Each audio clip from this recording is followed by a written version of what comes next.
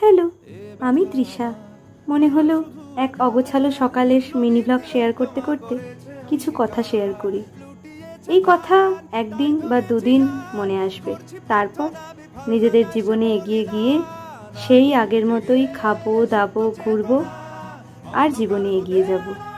আবারও আমরা ভুলে গেলাম একটা মেয়ে, একটা বছর হয়ে গেল বিচার পেল না। ভুলে গেলাম রাত দখল করে অভয়ার মাকে আমরা কথা দিয়েছিলাম মেয়েটি বিচার পাবে। পেল না মেয়েটি বিচার, বরং বলা ভালো দোষীরা সত্যিই জিতে গেল।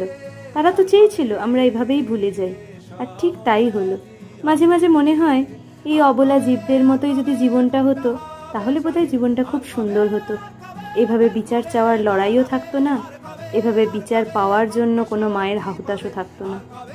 মানব জীবন বোধহয় বড্ড কষ্টের, তাই 365 দিন চোখের জলেই কেটে গেল।